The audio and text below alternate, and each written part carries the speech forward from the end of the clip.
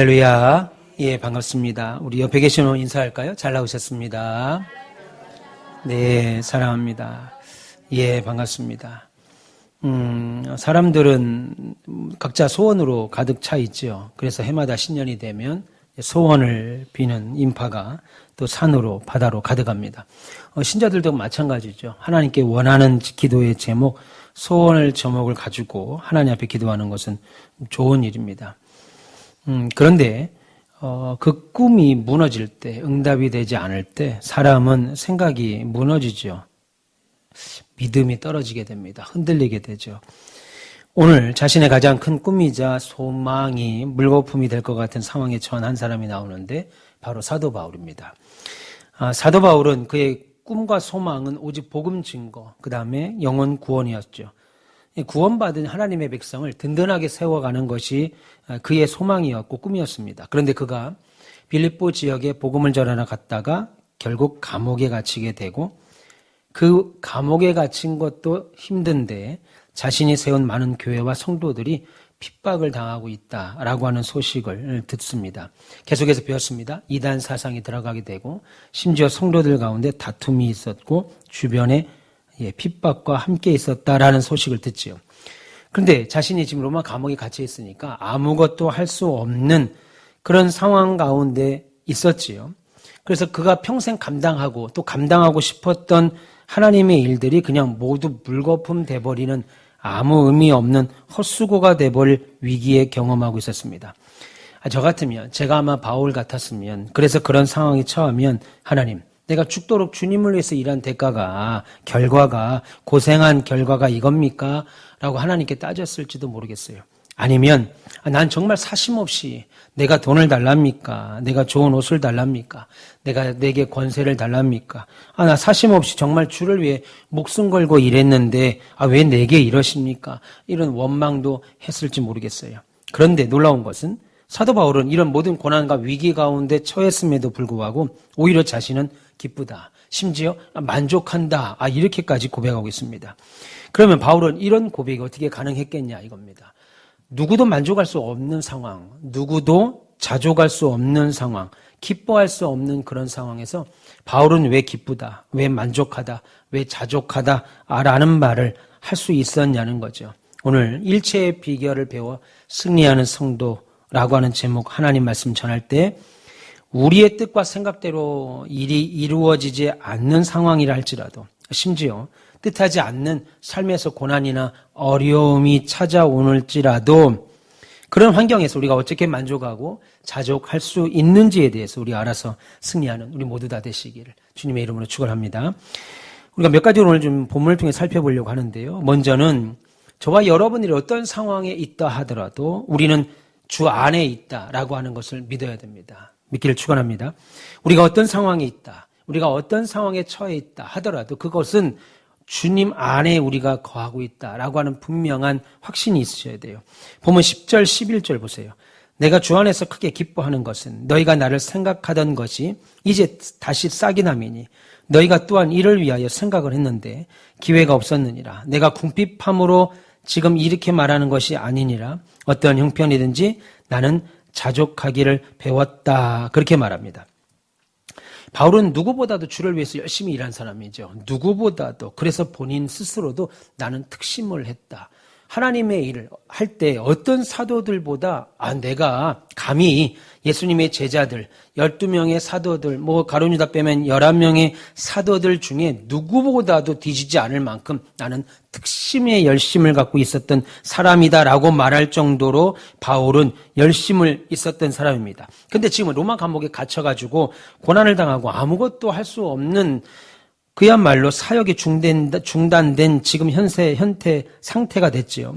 특별히 그래서 나는 궁핍하고 어려워서 내 상황이 이제는 더 이상 전도는커녕 선교도 할 수 없는 상황이고 어렵기 때문에 이제 주의 일 못하겠다. 나 이제 주의 일 안 할란다. 이렇게 나와야 되는 상황인데 이것이 아니라 오히려 뭐라고 고백하냐면 나는 지금 이런 상황인데 오히려 나는 만족하고 있다라는 거예요. 누가 봐도 더 이상 하나님의 일이라고는 할 수 없고 더 이상 상황이 어려운 걸 어떻게 하겠어? 더 이상 갈 수가 없는 걸 어떻게 하겠어? 이제 안 해. 난 못해. 이럴 상황인데 오히려 만족하고 있다라는 거예요. 그런데 그 이유를 10절에 내가 주 안에서 크게 기뻐한다. 그렇게 말합니다. 주 안에서. 그러니까 바울이 지금 고난 중에 기뻐하고 고난 중에 뒤에 가서 다시 설명할 겁니다. 자족할 수 있었던 이유가 자신이 주 안에 있다라고 하는 사실을 깨닫기 때문이라는 거예요. 내가 주님 안에 있다. 여러분, 주님 안에 있다라는 뜻이 뭘까요? 주님 안에 내가 있다라고 하는 뜻. 여러분들도 주님 안에 있기를 소망하시지요? 예, 저만 보지 말고 그냥 아멘을 하세요. 잘 모르겠으면 무조건 아멘. 뭐라고 대답해야 할지 모르면 어떻게 하라고요? 예. 여러분들도 주님 안에 계시기를 원하지요? 예. 그럼 주님 안에 있다는 게 뭐예요? 간단하게 우리 얘기해 볼 때 주님 안에 있다는 게 뭘까요? 나는 주님 안에 있어 라고 고백하시는 분도 계시고 나는 주님 안에 있고 싶어 라고 고백하는 분들도 있지요. 내가 주님 안에 붙잡혀 있다. 내가 주님 안에 있다 라고 하는 말. 내가 주 안에서 나는 기뻐한다 라고 할 때 그 주 안에 있다라는 게 뭘까요? 여러분 사도 바울은 지금 주 안에서 나는 크게 기뻐한다 라고 말하는데 주 안에 있다라는 말은 이겁니다. 사도 바울이 스스로 말할 때 나는 주 안에 있어서 너무 기뻐라고 말할 때 이 주님 안에 있다라는 것은 내 운명이 주의 손 안에 붙잡혀 있다라고 하는 말이죠. 비록 내 육신은 지금 감옥에 갇혔습니다. 그리고 여러 가지 고난이 있고 환난이 있고 내가 생각하는 대로 원하는 대로 일이 안 풀려요. 그래서 내가 지금 처한 상황은 망한 것 같고 실패한 것 같지만 이런 상황들이나 환경들이 예수 안에 붙잡혀 있는 내 운명을 어찌할 수 없어.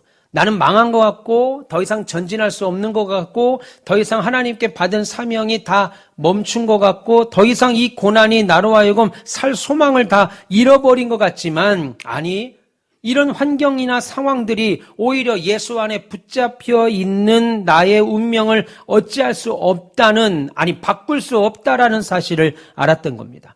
여러분 주님 손 안에 내가 주 안에 있다라는 말은 내 운명이 내가 처한 상황이나 내가 처한 환경에 영향을 받는 것이 아니고 그럼에도 불구하고 내 운명은 주님 손 안에 붙잡혀 있다라고 하는 것이 주님 안에 있다라는 말입니다. 그러니까 여러분의 상황이 어찌하든 상관없이 주님께서 여러분들을 붙들고 계심으로 당신의 원하시는 선한 뜻으로 우리를 결국은 이끌어 가신다. 그러니까 우리의 상황이 우리를 망하게 할 수 없다라고 말하는 거죠. 여러분, 우리의 운명을 붙들고 있는 하나님, 바울의 운명을 붙들고 책임지는 주님은 하나님과 동등된 분이고, 요한복음에 보면 하나님이 천지를 창조하실 때 함께 만물을 창조하셨고 다스리는 분이고, 만왕의 왕이 우리를 붙들고 있는 그리스도 예수인 줄 믿습니다. 그래서 이 예수 안에 속해 있다. 예수님이 우리의 운명을 꽉 붙들고 있다. 당장 내일 어떤 일이 벌어질지 알 수는 없지만, 우리가 확신할 수는 없지만 우리가 확실히 알 수 있는 것은 내 운명은 우리 예수님이 붙들고 있다라고 하는 사실, 이 사실을 믿는 거죠. 그래서 로마서 8장 35절에 누가 우리를 그리스도의 사랑에서 끊으리요. 환난이나 곤고나 박해나 기근이나 적신이나 위험이나 칼이랴 라고 했습니다. 누가 우리를 그리스도의 사랑에서 끊을 거냐. 세상이 다 망해가고 세상이 힘들어가고 경제가 어렵고 세상에 전쟁통이 일어나서 이거 예수 믿는 게 별 의미가 없어지고 사는 게 의미가 없다 할지라도 그래서 로마서 8장 35절에 누가 우리를 그리스도의 사랑에서 끊으리요. 환난, 기근, 박해, 곤고, 적신, 위험, 칼이냐. 그러면서 또 뭐라고 그래요? 예수님 안에 있는 우리 상태를 그리스도의 사랑 안에 있는 것으로 표현합니다. 단순히 그냥 그리스도 안에 있는 것이 아니고 저렇게 잠옷시에서 아이들이 지금 수예배에 엄마 따라 나와서 저 안에서 노는 것이 아니라 그냥 거하는 것 자체가 그냥 그 안에 잠옷실 안에 거하는 있는 게 아니고 그리스도 안에 있다는 말은 그리스도의 사랑 안의 상태로 그리스도가 사랑하는 상태로 우리가 있다라는 거죠. 그래서 이어지는 로마서 8장 38절 39절에 이렇게 말합니다. 내가 확신하노니 사망이나 생명이나 천사자들이나 권세자들이나 현재일이나 장래일이나 능력이나 높음이나 깊음이나 다른 어떤 피조물이라도 우리 주 그리스도 예수 안에 있는 하나님의 사랑에서 끊을 수 없다. 그렇게 말합니다. 지금 저와 여러분들이 있는 예수님 안에 있는 상태를 하나님의 사랑 안에 있는 것과 같다고 말하는 거예요. 우리가 예수 안에 있고 예수와 함께 하고 싶다라는 말은 우리의 운명을 주님께서 꽉 붙들고 있는데 그냥 붙들고 있는 게 아니라 하나님의 사랑 안으로 붙들고 있다라고 하는 말이죠. 그러니까 여러분, 이러한 상태에 있는 하나님의 백성과 자녀들인 저와 여러분들의 운명은 세상 그 어떤 것이 우리의 운명을 바꿀 수 없다라는 겁니다. 가난한 집안에 태어났거나 건강하지 못한 모습으로 태어났거나 많이 가지지 못한 모습으로 태어나서 그것들이 우리의 인생을 어찌할 수 없고 오히려 하나님께서 저와 여러분들의 저와 여러분들을 당신의 사랑 안으로 꽉 붙들고 끊어지지 않도록 묶고 계시다라고 하는 말입니다. 그래서 바울이 환난과 고난이라고 하는 자신의 사역의 연속성이 끊어지고 내가 왜 복음을 전하다 이런 고난을 당하지? 라고 하는, 그래서 더 이상 하고 싶지 않다란 마음이 들 때도 만족할 수 있었던 이유가 예수님이 내 운명을 책임지고 있구나. 하나님의 사랑 안에 내가 거하고 있구나 라고 확인했기 때문이죠. 그래서 내 운명은 지금 로마 감옥이 아니야. 내 운명은 이들이 복음 전할 때 나를 죽이려고 하는 외부적인 환경이 아니야. 하나님의 사랑이 내 운명을 쥐고 있어. 이 사실로 기뻐하고 충분히 만족하고 자족할 수 있었던 거죠. 믿기를 축원합니다. 그리고 모든 상황에 두 번째는요, 함께 하실 뿐만 아니라 주관하고 계시는 하나님을 믿어야 됩니다. 여러분, 하나님의 백성들이 주 안에 있다고 하는 사실은, 저와 여러분들이 주님 안에 있다고 하는 사실은 예수님과 하나님의 사랑 안에 저와 여러분들이 붙잡혀 있고, 동시에 그냥 예수님과 하나님의 사랑 안에 붙잡혀 있는 것으로 끝나는 것이 아니고, 동시에 하나님의 백성들의 운명을 하나님이 책임지신다라고 지금 제가 말씀드렸습니다. 그런데 성도의 운명, 저와 여러분들의 운명을 책임지신다라고 하는 것은 두 가지 중요한 교훈을 알려줍니다. 하나는 임마누엘, 언제나 저와 여러분들에게 하나님이 함께 하신다라고 하는 거고, 또 하나는 모든 상황을 하나님이 컨트롤한다 이겁니다. 우리의 모든 상황을 하나님이 주관한다라고 하는 거죠. 여러분, 영화 보시면, 헐리우드 영화나 재난 영화 같은 거 보면 꼭 주인공들은 혼자 떨어지잖아요. 같이 잘 가는데 어느 순간 혼자예요. 다 죽거나 떨어지거나 딴짓하다가 다 없어지다가 하나인데, 그러다가 주인공의 여자친구든 남자친구든 어쨌든 혼자 다니다가 주인공을 만나게 됩니다. 그러면 여러분들 얼마나 마음이 안도가 돼요. 저거 죽지, 저거 저러다 죽지 하다가 주인공을 만나요. 그런 영화 안 봐요? 그런 영화 안 봅니까? 네. 그렇게 얼굴을 가만히 있으면 살이 처져요. 처지면 좀 웃어보세요, 지금. 예. 강제적으로 이걸 근육을 좀 당겨 올리셔야 돼. 그냥 가만히 있으면요. 그 못난이 인형 있죠? 그것처럼 쭉 이 볼이 불독처럼 쳐져요. 그러니까 자꾸 웃으셔야 됩니다. 40이 넘었다, 내가 40이 넘었다 하면 자꾸 웃어서 근육을 당겨야 돼. 당기셔야 돼. 예. 그냥 가만히 있으면 화난 사람처럼, 삐진 사람처럼 보여요. 예. 다시 봅시다. 그렇죠. 얼마나 좋아요. 예. 예배 분위기가 확 달라지네. 지금까지는 그냥 보증금 날려먹은 사람들처럼 앉아있었어요. 그러지 마세요. 전세 사기 당한 분처럼 앉아 계시는 것 같으니까 웃으세요. 그렇죠. 그렇게 웃으세요. 근육을 좀 당겨보세요. 그렇죠. 웃으세요. 예. 예. 감사합니다. 그렇게 웃어야 저도 설교를 하죠. 그런데 그 영화 보면 누가 나를 도우러 왔습니다. 도우러 왔는데 한 명만 같이 있어도 얼마나 좋아요. 막 그냥 동굴이 됐든 산이 됐든 막 괴물 앞이가 됐든 둘이만 있어도 막 다 이길 것 같잖아요. 그런데 알고 보니까 이 사람이 능력자기까지 하면 어떻게 돼요? 막 그냥 아무것도 없는 데서 폭탄도 만들고 없는 데서도 막 무기를 만들고 막 그냥 여기저기 날아다니고. 근데 하나라고 있는 사람이 만났는데 아무것도 할 줄 몰라. 길도 몰라. 오히려 더 바보 같은 짓을 해. 없으면도 못해. 그러면 보는 입장에서 어떻게 되겠어요? 그냥 코믹 영화 되는 거죠. 그때부터는.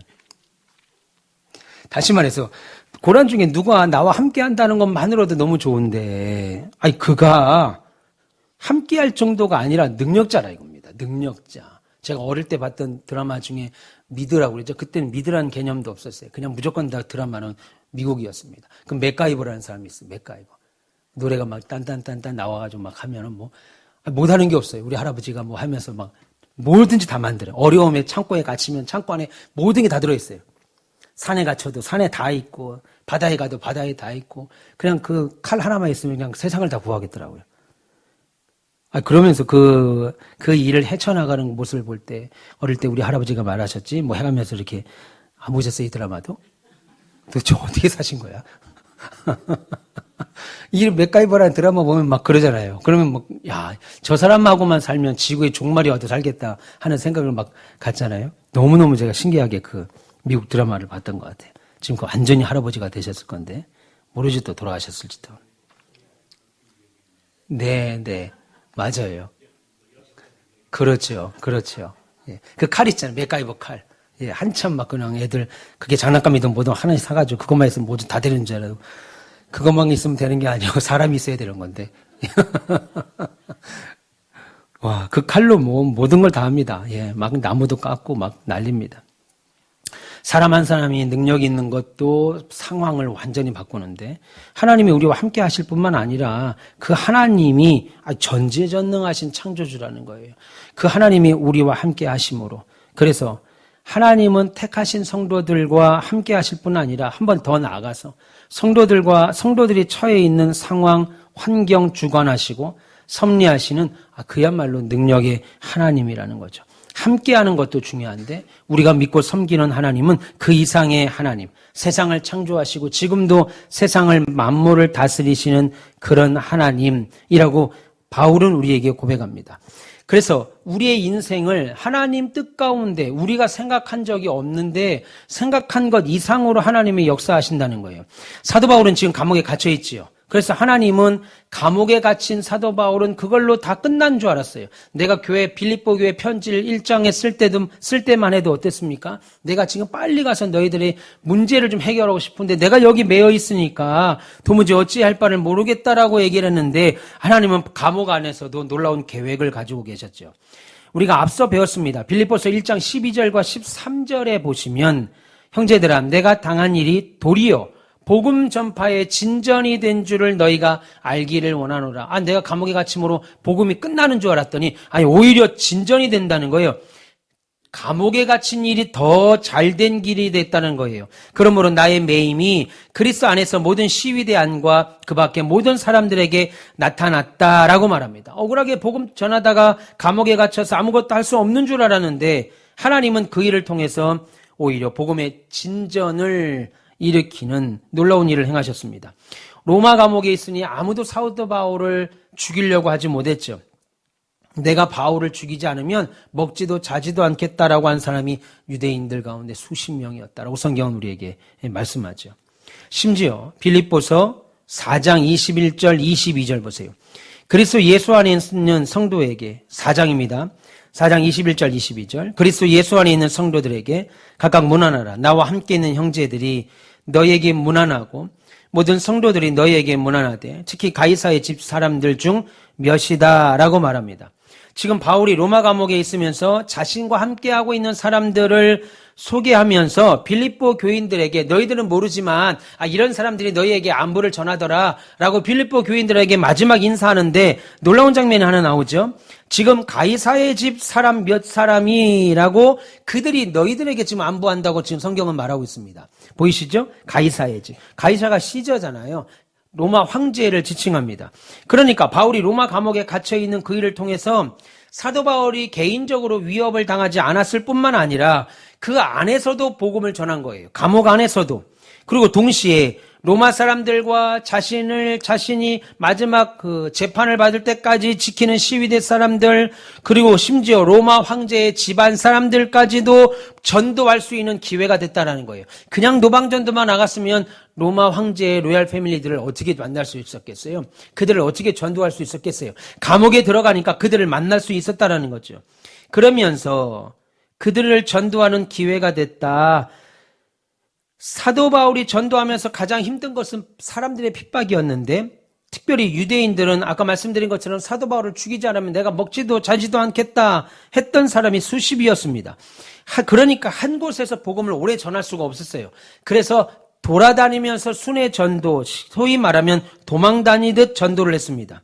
그런데 지금은 어때요? 몸은 불편하고 자유는 속박됐지만 로마 감옥 안에 있으니까 로마의 중심부에서 지금 복음을 전하도 누가 최강 군대인 로마 제국의 군인이 지키고 있는데 누가 더 해야겠어요?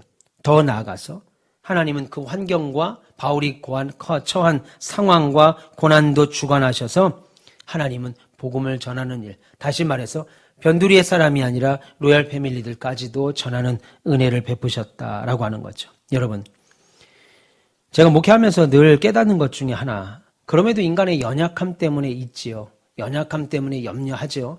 그런데 제가 깨닫는 건 최악의 상황에서 야 이거 끝났다. 더 이상 어떻게 안 된다.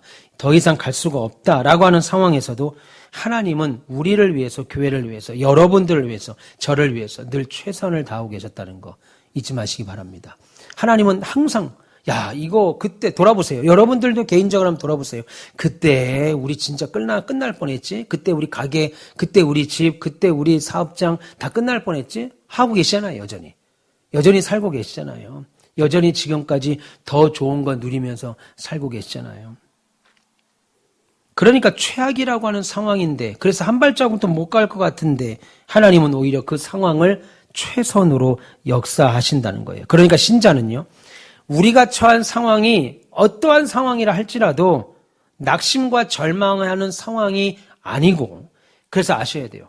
우리가 살면서 겪게 되는 그게 돈이든 사람이든 그게 건강이든 그게 상황이든 어떤 것이든 간에 여러분들이 최악의 상황이다라고 생각하는 그 상황에서 절대로 낙심하고 절망만 하고 계시면 안 되고, 하나님은 반드시 이것들을 합력하여서 주관하사 선을 이루신다라고 하는 그 사실을 분명히 믿고 기뻐하시면서 동시에 내가 처한 상황과 이런 환경에서도 원망과 불평이 아닌 하나님의 놀라운 일들을 목격할 수 있는 이 자리에 우리가 있다, 내가 있다라고 여기시고 자족하고 기뻐하셔야 돼요. 그게 신자만 할 수 있는 특권입니다. 오늘 12절 한번 보세요.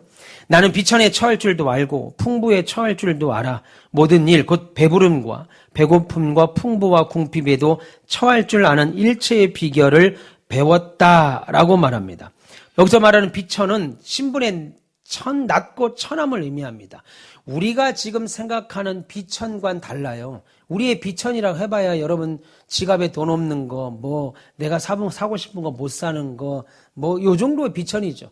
여기 바울이 말하는 비천은 그야말로 인간성이 완전히 상실되는, 여러분들이 어디에 가서 그냥 노예로 사는 거예요. 노예.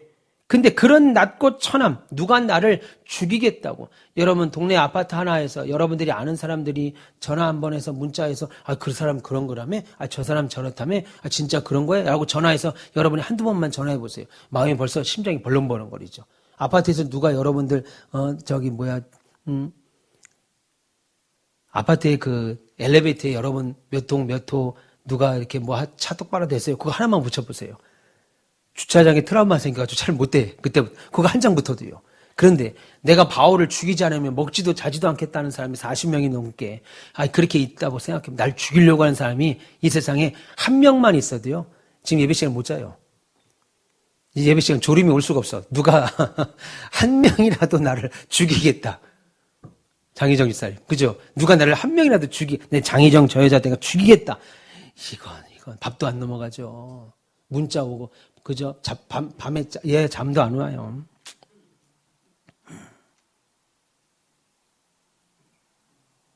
있을 수가 없는 일이죠. 예.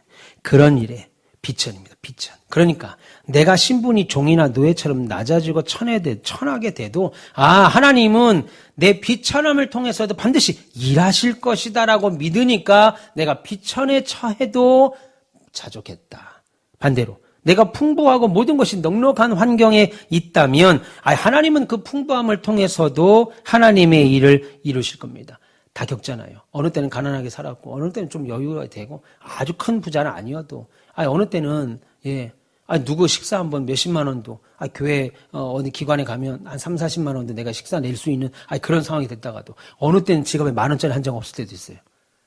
늘 없는 것도 아니고 늘 있는 것도 아니고 어느 때는 있다가도 없다가도 계속 우리를 훈련시키죠. 우리를 훈련시킵니다. 모든 것 합력하여 우리에게 유익을 주는 거예요. 그러니까 여러분들은 어떤 일에도 기뻐할 수 있습니다. 만족할 수 있어요. 여러분 이거 꼭 기억하셔야 됩니다. 어려움이 찾아오면 원망 불평부터 나오는 게 아니라 이 상황에도 난 만족할 수 있어. 왜? 어려운 상황에서도 하나님은 이 일을 내 비천을 통해서도 일하시고 내가 잘 되는 풍부를 통해서도 일하시는 하나님이시다. 그러니까 우리가 믿고 섬기는 하나님은 이런 하나님. 어려움에서는 어쩔 수 없어요. 내가 돕고 싶은데 얘들아, 상황이 너무 안 좋다. 야, 이거 어떻게 이렇게 될 때까지 그냥 일을 방치했냐. 너도 참 대단하다. 아유, 징하다 너도. 하나님이 이렇지 않는다는 거예요. 그런 상황에서도 일하시고 잘 되는 상황에도 일하십니다. 마지막으로요. 우리는 모든 상황이 나를 성숙시키는 교육이라고 믿으셔야 돼요. 오늘 10절에 보시면 사도 바울이 싹이 났다라는 표현을 씁니다. 이 말은 바울이 빌립보 교회 성도들을 위해서 기도했고 또 열심히 가르쳤고 봉사한 것이 아름다운 결실로 맺는 것이 보이는 거예요.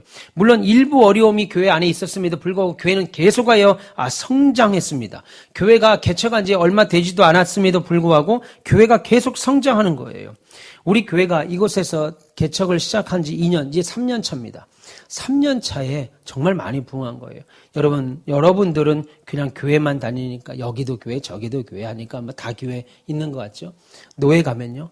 부흥하는 교회 하나도 없습니다. 출석 등록하는 교인이 교회가 아무도 없어요. 오히려 교회가 없어지고 통합을 하고 합병을 합니다. 예전에는요. 당회가 조직되어 있는 교회들, 장로가 있는 교회들이 합병하겠습니다. 그러면 노회에서 합병을 거부했고 그럼에도 상황이 있어서 교인들의 공동회를 통해서 합병을 하게 되면 담임 목사들이 나와서 공적으로 사과했어야 돼요.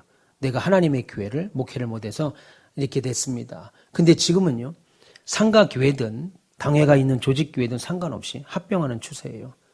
여러분 우리 교회는 예배당을 짓고 시작했잖아요. 하나님의 은혜로 이렇게 또 수요예배에도 금요기도회 어느 순간 보니까 박찬호님 우리 금요기도회 알죠? 어떻게 드렸는가. 근데 금요기도회 보세요. 악기팀부터 시작해서 참 은혜다. 그런 생각을 제가 갖습니다. 여러분 바울을 걱정하고 도울 정도로 많이 성숙한 교회로 성장하고 있다는 거예요. 우리 어제 소망의 야유회를 갔다 왔습니다. 윤영은 집사님이 아침에 저한테 연락이 왔어요. 목사님 차가 목사님 운전하지 마시고 제가 가겠습니다. 오세요. 그럼 운전하시고 가서 빵 사시고 빵이 얼마였지? 한 5, 6만 원 샀어요. 그 비싼 건강한 빵은 비싸. 그래서 우리는 건강하지 않은 빵을 좋아합니다.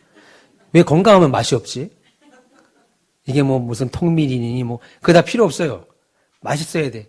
근데 건강한 빵은 이상하게 맛이 없어요. 그죠? 왜 이렇게 퍽퍽하고 뭘 발라 먹어야 되는데 그 발라 먹는 것도 맛이 없어요. 어쨌든 5, 6만 원씩 주고 빵을 사고 거기 커피에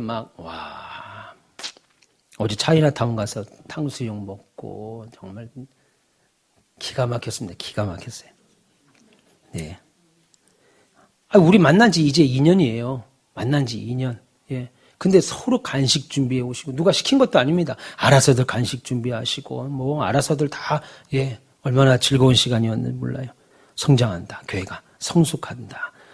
근데 그 성장의 표현은 그 성장의 아주 중요한 동력은 바로 자족입니다. 여러분, 근데 그 자족은요, 자족의 능력인데 11절 마지막과 12절 마지막에 보면 배웠다라는 표현이 나옵니다. 배웠다. 뭘 배웠냐면 자족하기를 배웠다. 다시 말해서 모든 상황에 적응하고 만족할 줄 아는 비결을 내가 배웠다. 아까 말씀드렸습니다. 비천에도 하나님이 이 상황을 통해 나를 통해 일하시구나. 잘 될 때도 이 상황을 통해서 나를 일하시는구나. 이것을 배웠다는 거예요. 이것을 배웠다. 다시 말해서 하나님은 특별히 사도 바울에게 어떤 상황과 환경에서도 만족할 수 있는 사람. 여기서 만족은 내가 오늘 100만 원 버니까 100만 원은 만족해. 이 만족이 아니고 천한 자리에 가서도 하나님이 일하고 계시는구나. 잘 되는 자리에 가서도 하나님이 일하고 계시는구나. 그래서 바울의 입에는 원망, 불평 자연스럽게 나와야 되는 상황인데 그게 나오지 않고 하나님이 일하시구나 라고 하는 분명한 확신과 믿음을 배웠다고 말하는 거죠. 그런데 여러분, 사도 바울이 이렇게 자족할 수 있는 것은 한순간에 그냥 짠 하니까 머리가 갑자기 튀어서 하늘에서 뭐가 내려와서 이루어진 것이 아니고 하나님의 바울의 모든 상황과 환경과 여건들을 하나님이 주장하셨어요. 바울은 어찌할 수 없었어요. 감옥에 갇히면 갇히게 되는 거예요. 매를 맞으면 그냥 매를 맞아야 되는 거예요. 배를 고프면 배를 곪아야 되는 거예요. 여러분, 어떤 사람이 매를 맞는데 기쁘겠어요? 매를 맞아도 기쁜 사람은 바보겠지요. 밥을 안 먹는데 기쁜 사람이 어디 있겠어요? 밥 안 먹으면은 짜증이 나잖아요. 우리 아버지가 하루라도 한 끼라도 안 먹으면 막 짜증을 내시더라고요. 이유 없이. 우리 작은 애가. 저한테도 막 짜증을 내요. 한 끼만 굶어도. 그때는 몰랐죠. 아버지가 감정기복이 왜 이렇게 심하시지? 참. 근데 우리 작은 아들이, 아빠 무슨 일 있어요? 밥 안 드셨어요? 그러더라고요, 어느 순간.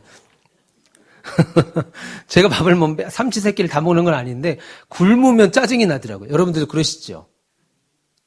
대답 좀 하세요. 나만 그러는 거예요?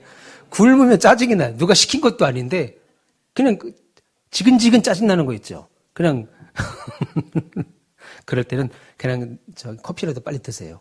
사탕이라도 드시든지, 초콜릿이라도 들든지. 이상한 사람 됩니다.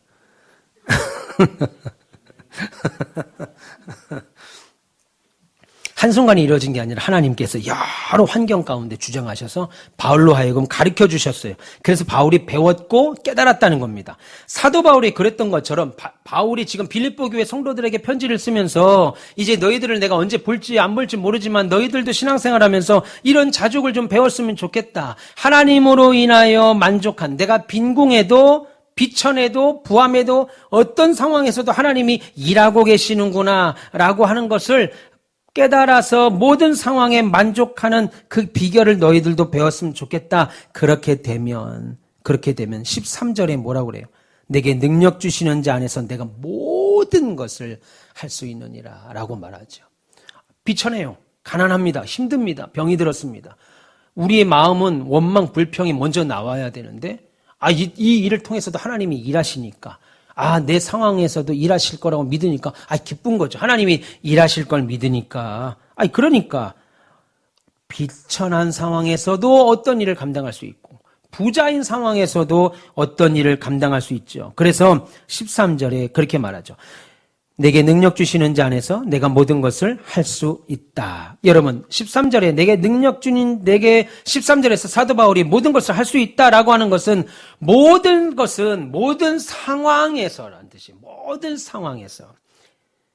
자족할 수 있다라는 것은 하나님으로 인해 만족하다는 겁니다. 상황으로는 우리가 만족할 수 없어요. 여러분, 상황이 만족해집니까? 여러분들이 어떤 상황에 있는지 모르는데 상황으로 만족해지냐고요. 제가 우리 박명인 권사님 놓고 많이 기도합니다. 제가 박명인 권사님이 종종 나하고 통화하고 싶으면 문자를 보내세요. 목사님, 이제 이렇게 다리가 아파요, 뭐가 아파요. 제가 이제 전화를 하는 뜻인 줄 알고 전화를 하죠. 그럼 전화하면 이제 당신 이야기 들어드리죠, 제가. 그럼 속상해 하셔요. 제가 옛날에는 돈의 자유로움을 갖고 살았는데 지금 조금 어려워서 돈 쓰는 게 힘들어서 좀 베풀고 싶은데 목사님들 사드리고 싶고 교인들한테 좀 먹어라 이것들 하고 좀 쏘고 싶은데 지금 그러지 못해서 너무 힘들다고 하시더라고요. 80 넘어서. 난 지금도 힘든데. 권사님, 지금까지 잘 사셨으면 된 거예요. 지금까지 잘 사셨잖아. 권사님 하시는 말씀이 돈에 구애받지 않고 살았대요. 지금까지. 와, 자식 교육시키면 막 독일이고 뭐고 유학도 보내고 막 둘째 따님이 오르간을 전공하셔서 지금 부천에 있는 아주 큰 순복음교회 오르간리스트입니다. 종종 우리 교회 오셨는데 우리 교회 오시고 싶어도 오르간이 없어갖고 올 수가 없어서 나중에 오르간을 좀 해야 되겠어요. 근데 오르간리스트인데 오르간 할 때 여자는 옷을 이렇게 맞추잖아요. 무대복 같은 거. 그게 20만 원 되는 옷이 아니에요. 그리고 독일 유학도 보내 오르간리스트니까 한국에서 오르간이 어디 있겠어요. 독일 유학도 보내야죠. 공부도 시켜야 되니까 그냥 돈을 그냥 들이분 거죠. 그냥. 그렇게 들이부었어요. 그렇게 평생을 사셨는데 지금 돈이 좀 어려서 힘들다고 저한테 막 눈물을 흘리시더라고요. 난 같이 울고 싶더라고. 난 지금 있는데. 지금까지 80 잘 사셨으면 돼요. 이제 또 잠깐 어려운 거 권사님 또 이제 또 돈이 또 돌 겁니다. 사위하고 며느리가 한 방 또 빵. 그러면서 이제 아들 자랑, 딸 자랑을 계속 또 하셔요. 네. 아들이 이번에 삼성물산에 있습니다. 예, 삼성물산에 건축 소장으로 있어요. 그래서 서울에 있는 또 뭐 어디 빌딩을 짓는다. 예, 내 건물도 아닌데 아주 그냥 당신 건물인 것처럼 계속 저한테 얘기를 하셔요. 잘 되니까 감사하죠. 그러니까 비천안에도 한평생 돈 걱정 없이 사셨는데 이제 사위분이 사업하시느라고 도왔는데 그게 잘 안 되는데 지금 조금씩 풀린다. 뭐 그 얘기를 하세요. 그래도 손자들이 지금 막 유학 가고 유학 보내고 막 그러고 있는 것 같아요. 감사한 일이죠. 여러분, 인간의 죄성은요, 원래 불평과 불만만 나와요. 자연스럽게 안 나와요. 자족할 수 있다는 건 하나님으로만 만족한다는 겁니다. 여러분, 그런데 이건 자연스럽게 얻어지지 않아요. 교회 오래 다닌다고 해서 되는 것도 아닙니다. 배워서 얻어지는 것이라고 바울은 우리에게 말합니다. 놀라운 장면이에요. 하나님으로 인하여 만족하고 자족하고 어떤 상황에서도 하나님이 일하고 계시다고는 확신은 배워서만 가능하다는 거예요. 다시 말해서 자족의 능력은 배우지 않으면 생기지 않는다는 거예요. 인간 스스로는 부패한 죄성은 뭘 해도 불평과 불만으로 가득하죠. 마치 땅에 나는 잡초 같습니다. 땅 가만히 놔두면 신기하게도 잡초가 막 나요. 잡초는 여러분들이 씨앗 갖다가 심으신 적 있어요? 잡초 씨앗을? 우리는 잡초 씨앗을 심은 적이 없는데도 그냥 가만히 있어도 막 그냥 잡초가 알아서 납니다. 인간의 마음도 이와 똑같습니다. 불평을 가르쳐 줄 필요가 없어요. 우리 성교 수역에 앉혀놓고 회원에 앉혀놓고 이제 불평은 이런 거란다. 원망은 이런 거야. 그걸 특훈할 필요가 없어요. 걔는 크면서 자연스럽게 불평, 원망이 막 쏟아져 나와. 인간의 마음에는 막 불평이 나와요. 네. 인사하는 거는 가르쳐줘도 안 하잖아요. 어른 보면 인사해야 돼. 감사하다고 얘기해야 돼. 안 나와요. 반대로 땅에다 꼭 필요한 곡식들 심어보세요. 저절로 열매 안 맺습니다. 반드시 관리해줘야 되고 약 뿌려야 되고 비료 부어줘야 신경을 써야 된다는 거예요. 심은 곡식과 식물들이 잘 자라서 열매 맺게 하려면 땅 갈고 물 주고 거름 줘야 됩니다. 그래야 열매를 얻죠. 자족도 마찬가지입니다. 하나님 앞에서 하나님으로 인하여 만족하는 것도 가만히 놔두면 우리에게서 나오는 안 나와요. 우리에게 나오는 것은 세상의 잡초와 쓴뿌리들 뿐입니다. 아름다운 열매, 우리 마음속에서 그냥 성령의 9가지 열매 열리지 않아요. 많은 수고 필요합니다. 그래서 여러분 예수 믿는다는 건 수고가 뒤따라야 돼요. 그냥 안 돼요. 예배만 참석한다고 신앙이 자라지 않습니다. 여러분 다시 말하면 열심히 배워야 돼요. 배우지 않으면 자족이라는 걸 모르죠. 그래서 하나님은 우리에게 자족의 학교로 입학시켜서 그곳에서 하나님의 나라와 의를 위하여 구하게 하시고 하나님의 십자가를 바라보는 연습을 계속 시킵니다. 이 일 하루아침에 되지 않아요? 왜요? 우리의 본능은 끊임없이 다른 것 요구하잖아요. 그래서 하나님이 우리를 계속 교육시키고 가르치는 겁니다.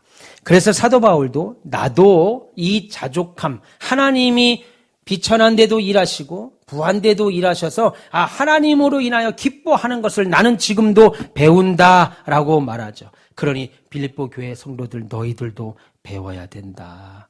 그렇게 말하죠. 오늘 이 시간 우리 가온빛교회 별님들도 그 하나님을 자족하는 모습을 배우셔야 돼요. 그냥 안 됩니다. 그냥 안 돼요. 하나님만 바라보고 믿을 수 있도록 하나님이 가르치시는데 쉬운 일 아니죠. 일평생 각오하고 배워야 되는 것이 자족입니다. 이것이 우리에게는 경건이고 능력이라고 성경은 말하죠. 제 목회하는 가운데 하나님이 기적적인 일이 너무 많아요. 당장 죽고 끝나고 여러분 저를 만날 수 없을 뻔한 이 일들이 너무나도 많은데 하나님이 그때그때마다 기적을 베푸셔서 최성원 사님 저 못 만날 일이 한두 가지가 아니라 수백 가지 일이었어요, 지금까지. 근데 그거 다, 예.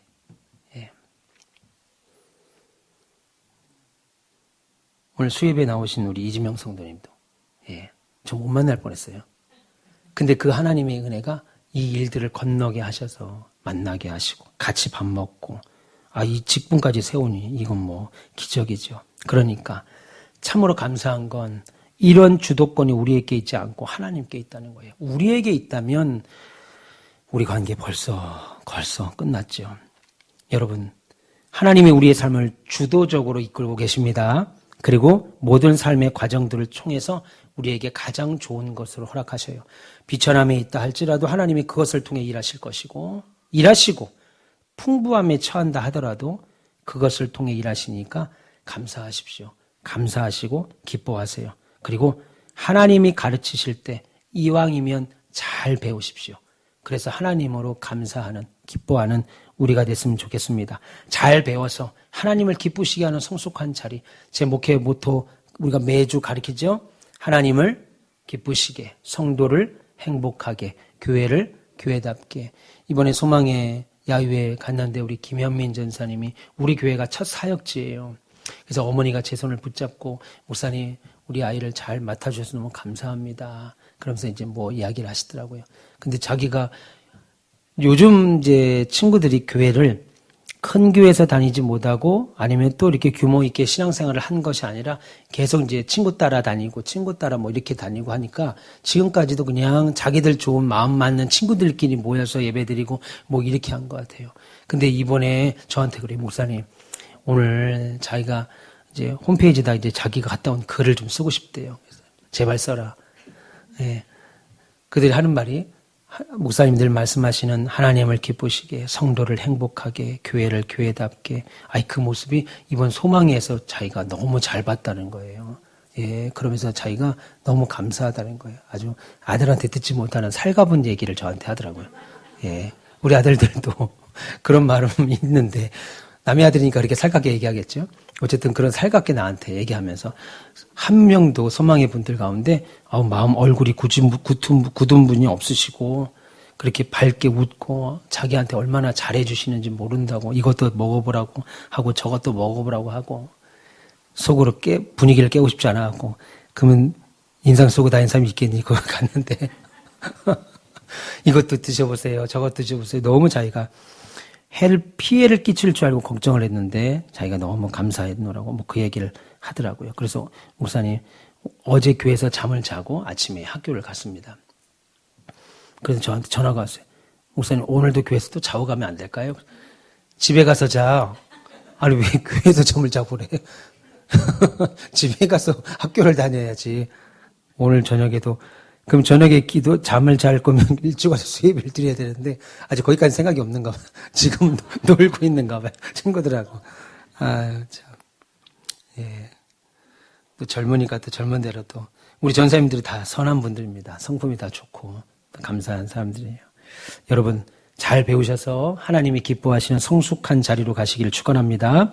그리스도의 장성한 분량까지 우리가 가서 하나님이 기뻐하시는 그런 믿음의 백성들 다 되시기를 주님의 이름으로 축원합니다. 기도하겠습니다.